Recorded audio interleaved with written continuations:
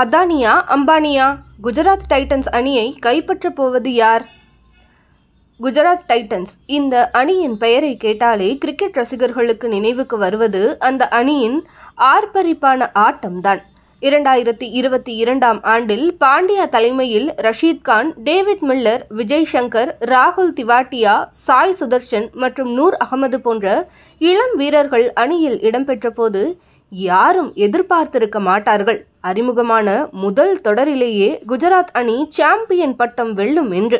2023ஆம் ஆண்டு நடைபெற்ற அடுத்த தொடரிலும் சிறப்பான ஆட்டத்தை வெளிப்படுத்தி இறுதிப் போட்டியில் நூலிலையில் சென்னை சூப்பர் கிங்ஸிடம் கோப்பையை இழந்தாலும் தொடர் முழுவதும் சிறப்பாக விளையாடி ரசிகர்களின் மனதை வென்றது.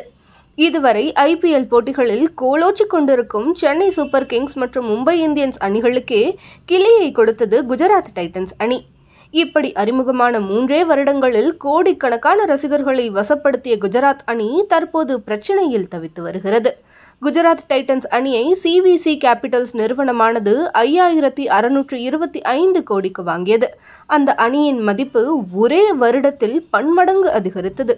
தற்போதைய இந்திய மதிப்பின்படி 8363 கோடியே 25 லட்சத்திலிருந்து 12544 கோடியே 87,50,000 வரை அதிகரித்துள்ளது என தோராயமாக கணக்கிடப்பட்டுள்ளது.